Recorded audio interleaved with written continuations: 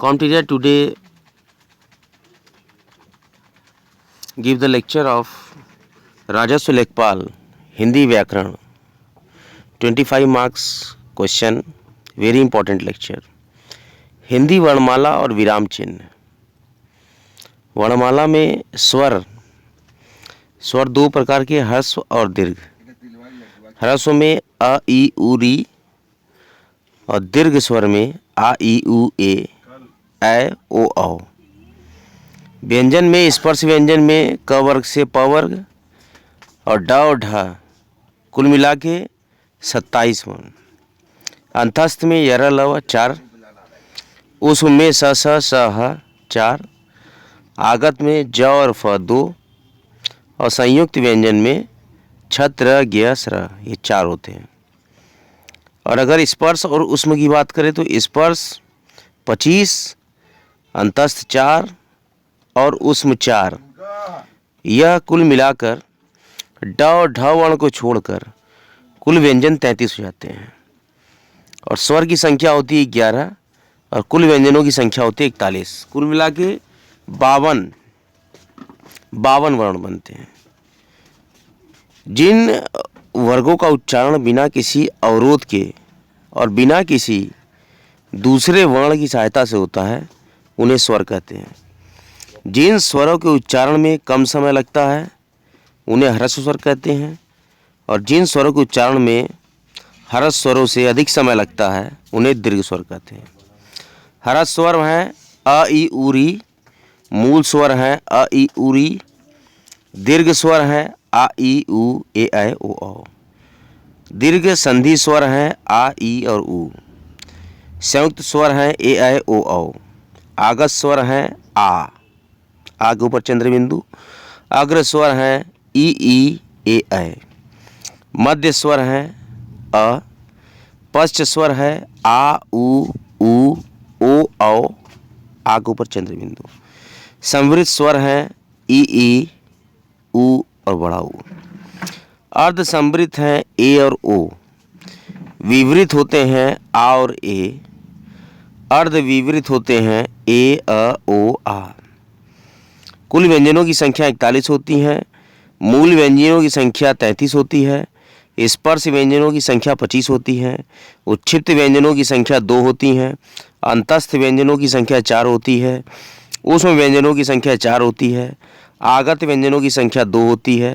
संयुक्त व्यंजनों की संख्या 4 होती है। संयुक्त व्यंजन में छतरी वाला छ, जिसमें क और श षटकोण वाला मिलकर बनते हैं। और त्र में त्र हलंत प्लस र बनते हैं। ज्ञ में ज हलंत प्लस इय, ये मिला के ज्ञ बनता है। और श्र में बड़े वाले श में हलंत लगा के और र के साथ जोड़ते हैं तो श्र मिलता है। श्रमिक कसर। क वर्ग ध्वनियाँ हैं क ख ग घ अंग। च वर्ग ध्वनियाँ हैं च छ ज झ ञ। ट वर्ग ध्वनियाँ होती हैं ट ठ ड ढ अड़, जिसमें ड और ढ होते हैं। और त वर्ग ध्वनियों में त थ द ध न। प वर्ग ध्वनियाँ हैं प फ ब भ म। अंतस्थ व्यंजन है यर लव। उष्म व्यंजन है स स स ह। आगत व्यंजन है ज और फ। संयुक्त व्यंजन है छत्र ज्ञ स्र। अर्ध स्वर है य और व। लुंठित व्यंजन है र। पार्श्विक व्यंजन होता है ल। उष्म संघर्षी व्यंजन में श श स और ह होता है। छोटा सा बड़ा सा षटकोण वाला स और ह। उच्छिष्ट व्यंजन होते हैं ड और ढ। अघोष व्यंजन प्रत्येक वर्ग के प्रथम और द्वितीय वर्ण। और फ श षटकोण वाला स और छोटा सा, ये मिलाकर बनते हैं अघोष व्यंजन। वर्ण विचार की हम बात करें तो स्वर में जो चार्ट में आपको दिख रहा है वर्ण विचार, स्वर में अ आ ई बड़ी ई, उ बड़ा ऊ, री ए ओ औ, कुल मिला के 11। अनुस्वार होता है अंग। अनुनासिक होता है अह। विसर्ग होता है अ। आगत ध्वनियाँ हैं अर्धचंद्र और नुक्ता। नुक्ता जो नीचे की तरफ बिंदु लगता है, जैसे कि फ में लगता है, और इसी प्रकार से जो नीचे बिंदु लगता है उसको बोलते हैं नुक्ता। और अर्धचंद्र ऊपर लगाया जाता है, जैसे ज और फ में जो नीचे बिंदु लगता है। अब व्यंजन क वर्ग की बात करें तो क ख ग घ अंग। च वर्ग में च छ ज ञ। ट वर्ग में ट ठ ड ढ ड़। त वर्ग में त थ द न न। और प वर्ग में प फ ब भ म। तो क्रमशः इनके आखिरी वर्ण जो कि अंग, इय, ण, न और म, ये पंचम वर्ण कहलाते हैं। और ज और फ में नुक्ता लगा के ये 2 हो गए, और ड और ढ में नुक्ता लगा के ये 2 हो गए। इस प्रकार से इय और अण के बाद ये शब्द आते हैं। अंतस्थ में यर लव, उसमें स स ह, कुल मिलाकर उसमें 33। और संयुक्त वर्ण में छत्र ज्ञ छत्र ज्ञ का मैंने आपको बताया। क और श मिलके छ, त्र हलंत र मिलके त्र, और ज और य जो जोड़ के ज्ञ, और श्र बनता है बड़ा श हलंत और र से। इसी प्रकार से महत्वपूर्ण ये टॉपिक जो मैं आपको बता रहा हूँ, सघोष व्यंजन। सघोष व्यंजन क्या होते हैं? प्रत्येक वर्ग के तृतीय, चतुर्थ, पंचम ड ढ ज य र ल व ह, ये सभी स्वर सघोष हैं। अल्प प्राण व्यंजन की बात करें तो प्रत्येक वर्ग में प्रथम, तृतीय, पंचम वर्ण और अंतस्थ वर्ण य र ल व।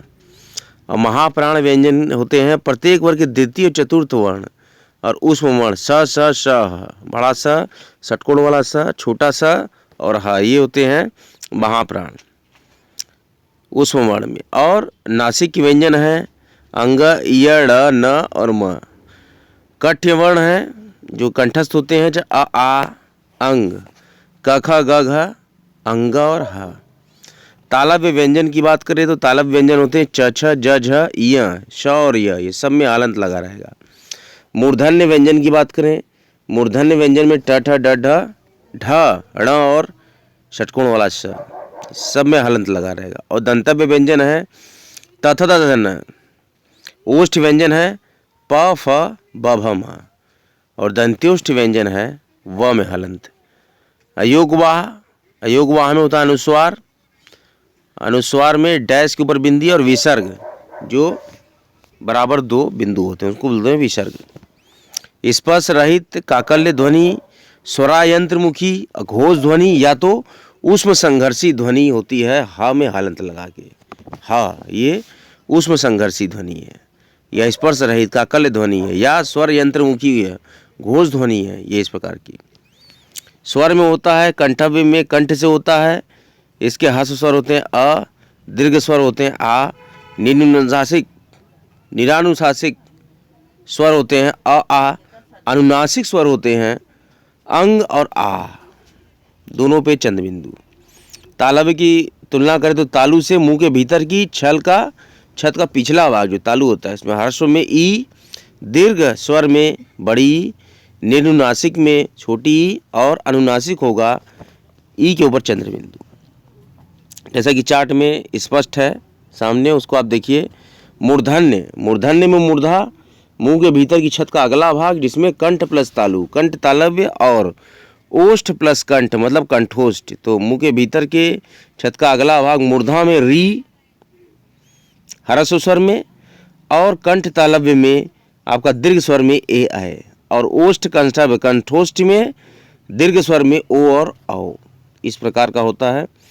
ओष्ठ में ओष्ठ या ओठ से निकलती ध्वनि जिसमें हर्ष स्वर में छोटा ऊ और दीर्घ स्वर में मतलब बड़ा ऊ की तरह से हम देखते हैं। ये चार्ट प्रदर्शित कर रहा है बहुत ही इंपॉर्टेंट पॉइंट को। अगले लेक्चर में हम व्यंजनों के वर्गीकरण और उनके उच्चारण स्थान के बारे में पढ़ेंगे। आज हमने बहुत ही महत्वपूर्ण हिंदी के एक प्रारंभिक परिवेश और प्रारंभिक परिचय पर वर्णमाला एक दृष्टि में वर्णमाला को हमने और विराम चिन्हों को हिंदी वर्णमाला के अंतर्गत एक हल्की सी दृष्टि डाली है, जो कि राजस्व लेखपाल परीक्षा में बहुत ही इंपॉर्टेंट है। हिंदी के पूरे सिलेबस को कॉम्प्टेरिया कवर कराएगा। ग्रामीण विकास और ग्रामीण पंचायती राज एवं ग्रामीण समाज के बहुत ही महत्वपूर्ण लेक्चर भी बराबर आते रहेंगे। करेंट अफेयर के भी बहुत इंपॉर्टेंट लेक्चर आते रहेंगे। कॉम्प्टेरिया बने रहें। अगर ये हिंदी व्याकरण का वीडियो आपको अच्छा लगा हो, इसको शेयर करें, कॉम्प्टेरिया चैनल को लाइक करें, सब्सक्राइब करें, बेल आइकन को जरूर प्रेस कर दें। बेल आइकन को प्रेस करने से जब भी मैं किसी भी समय अगर ये वीडियो अपलोड करूँगा, आपको त्वरित गति से मैसेज पहुँचेगा और आप बहुत ही द्रुत गति से इस वीडियो का अवलोकन बहुत ही आसानी से कर सकेंगे। कॉम्प्टेरिया नित्य नियमित सभी पढ़ें सभी बढ़ें संकल्प के साथ फ्री एजुकेशनल वीडियोस प्रोवाइड कराता है सभी छात्रों को।